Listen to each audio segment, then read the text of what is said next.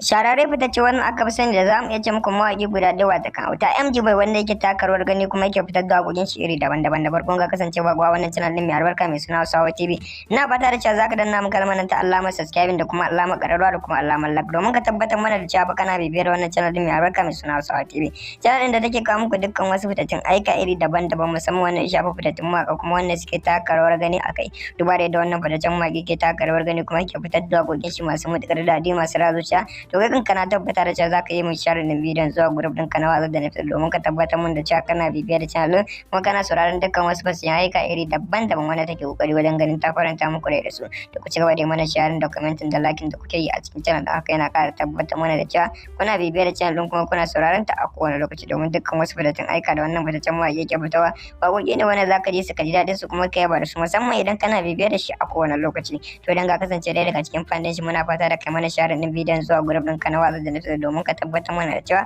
kana bibiyar wannan fitaccen mawaƙi wanda yake taka rawar gani musamman a faɗin Najeriya bangaren fitar da waƙoƙin shi iri daban-daban da yake. Domin na san mai yiwuwa auta MG Boy yana ɗaya daga cikin fannin kawai da suke bayyana a bangaren fitar da waƙoƙi da suke iri daban-daban muna ƙara muku godiya wajen sha commenting like da kuke yi muna fata ku kasance da mu a wani sabon bidiyon kuma a cikin wannan channel din mai albarka mai suna Hausawa TV muna ƙara muku godiya matuƙa wajen commenting da like da kuke mana domin ku tabbatar mana da cewa kuna bibiyar da wannan haziƙin mawaƙi basi wanda yake taka rawar gani a faɗin Najeriya mun gode sosai mun ƙara kasancewa da ku a wani sabon bidiyon kuma a cikin channel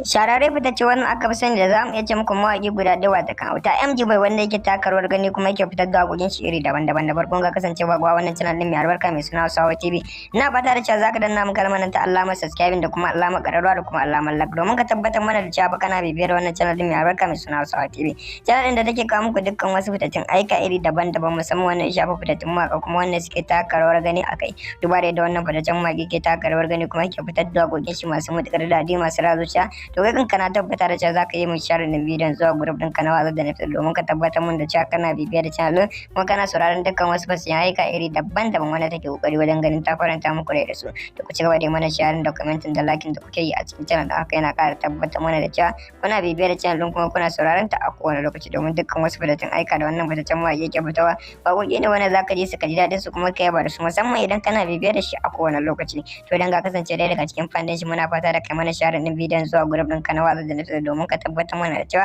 kana bibiyar wannan fitaccen mawaƙi wanda yake taka rawar gani musamman a faɗin Najeriya bangaren fitar da waƙoƙin shi iri daban-daban da yake.